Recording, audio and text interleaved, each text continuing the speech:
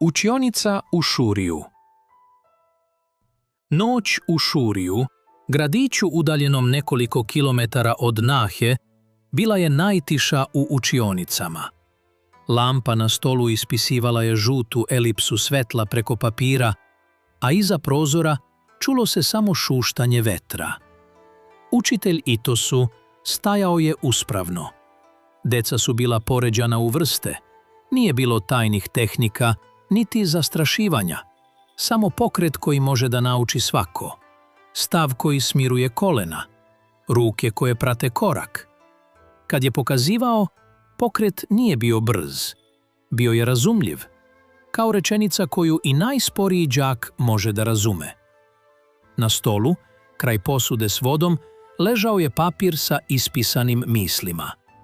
Nisu to bile parole, nego smernice. Kako se vežba bez povrede? Zašto red stvara snagu? Zašto udarac nije prvo što ovde učimo? Itosu je znao da, ako veština ostane zatvorena u malim sobama i dvorištima, umreće zajedno s onima koji je drže. Zato ju je uveo u učionicu. Ne da bi je razvodnio, nego da bi je osigurao.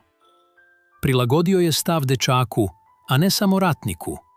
Pokazivao je kako da dah ostane miran kada razred šušti ili neko prasne u smeh.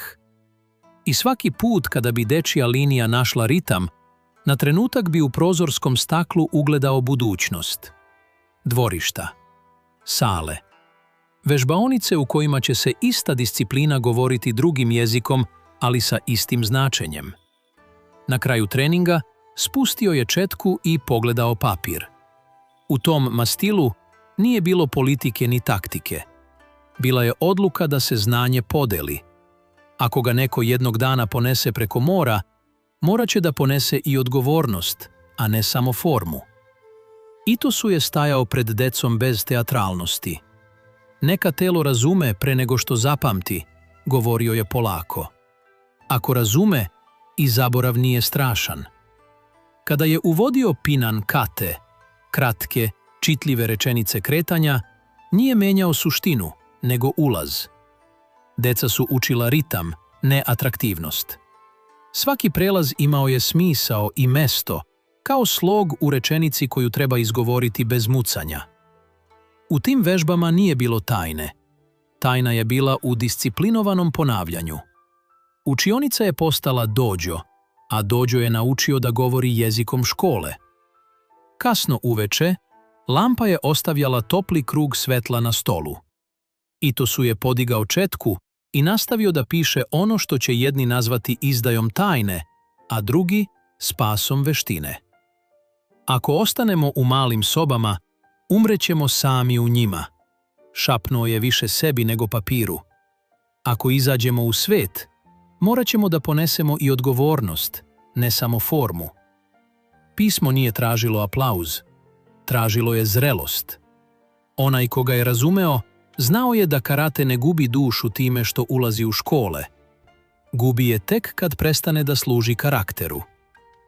Jedne noći, posle treninga, u učionici su ostali Itosu, njegov prijatelj učitelj Azato i mladić blagih ramena, krhkog tela i upornog pogleda. Dečak je pažljivo ponavljao tehnike, sporo, gotovo komično. Azato i Itosu razmenili su pogled. Onaj stari znak među učiteljima kada prepoznaju strpljivog nosioca. Ne juri snagu udarca, Gičine, reče tiho Itosu. Juri ritam. Mladić je klimnuo. Jednog dana poneće to isto preko mora, govoreći drugim jezikom, ali sa istom namerom.